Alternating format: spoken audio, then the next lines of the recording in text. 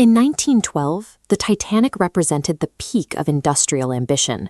It stood as a physical manifestation of humanity's absolute confidence in its technology. At 882 feet long and weighing more than 46,000 tons, the RMS Titanic dwarfed the builders in the Belfast shipyards.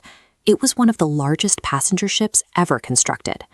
The core of this public confidence was its internal engineering. The lower hull was divided into a complex system of multiple watertight compartments, designed specifically to isolate and contain structural damage. This advanced design led the press and the public to label the ship unsinkable. The builders themselves, however, never explicitly made that guarantee in their official materials. On April 10, 1912, the finished vessel left Southampton. It made quick stops in Cherbourg, France, and Queenstown, Ireland, before turning west toward New York City. The thousands aboard represented a complete cross-section of society.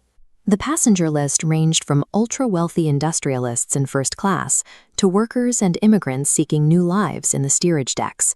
The vessel pushed into the open ocean, powered by a strict schedule and total faith in its own engineering. That reliance on structural superiority was about to be tested by the physical reality of the North Atlantic. 4 days into the crossing, the weather turned extremely calm. On the night of April 14th, the sea surface was unusually smooth, acting like a dark, windless mirror against the sky. Throughout the voyage, the wireless operators received multiple messages warning of dense ice fields ahead. Despite the incoming data, the crew maintained a relatively high speed through the darkness. The flat ocean created a severe visual handicap. Without waves to break against the base of icebergs and create a visible white rim of foam, massive blocks of ice were nearly impossible to see from a distance. At approximately 11:40 p.m., lookouts finally spotted a massive shadow dead ahead. The distance was simply too short for the ship to completely stop. The bridge ordered a hard turn, but the momentum carried them forward. Instead of a head-on collision, the ship suffered a prolonged, grinding strike along its starboard side. This chart shows the impact opening several forward watertight compartments simultaneously.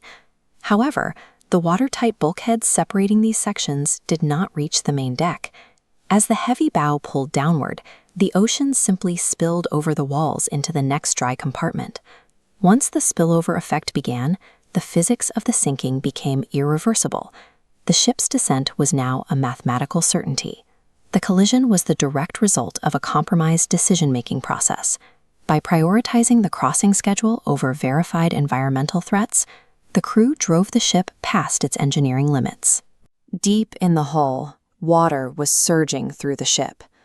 Up on the passenger decks, however, the initial evacuation was slow and marred by widespread confusion, as many passengers refused to believe the vessel was actually in danger. Compounding the crisis was a massive regulatory failure. While Titanic strictly followed the maritime laws of the time, those laws were dangerously outdated. The ship legally carried enough lifeboat spaces for only a fraction of the people on board. The crew began preparing the lifeboats and sending distress signals. With the ship still appearing completely stable, the earliest boats were launched into the dark water partially empty. As the angle of the deck steepened, the reality of the math set in. Hundreds of passengers and crew realized there were no seats left, leaving them stranded on the open deck as the remaining boats pulled away. In the early hours of April 15th, the stresses on the hull caused the ship to break apart before sinking completely. More than 1,500 people died, almost all succumbing rapidly to the extreme cold of the North Atlantic water. Several hours after the sinking, the RMS Carpathia arrived in response to the distress calls. They navigated the scattered ice field to pull around 700 traumatized survivors from the lifeboats. When the rescue ship finally docked in New York, the scale of the tragedy became public. The immense loss of life shocked a global public that had placed absolute faith in modern engineering. The high mortality rate exposed a severe misalignment in industrial priorities. The builders had pushed the limits of size and luxury, but entirely neglected to plan for a worst-case scenario. In the immediate aftermath, global governments launched rigorous public inquiries. The goal was to establish liability and dissect exactly why so many people had died. The investigations confirmed a series of compounding errors.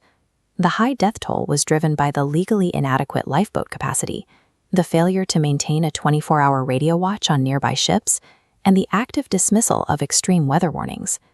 These findings led to an immediate overhaul of maritime regulations. The International Convention for the Safety of Life at Sea, or SOLAS, was established to standardize emergency procedures across all international waters. SOLAS introduced non-negotiable mandates that remain active today. Every passenger vessel was required to carry enough lifeboat space for every single soul on board, and to maintain continuous radio monitoring for distress calls. Governments also established the International Ice Patrol. This created a permanent fleet to actively monitor and report iceberg threats in the North Atlantic shipping lanes. For decades, the physical evidence of the disaster remained out of reach. In 1985, a joint American-French expedition located the wreck. The deep-sea footage provided forensic proof that the massive hull split in half before sinking. Today, massive modern cruise ships operate around the globe, dwarfing the Titanic in both size and capacity. Their operations are strictly governed by the safety frameworks born from the 1912 disaster. The physical loss of this ship proved that the ocean is indifferent to human ambition.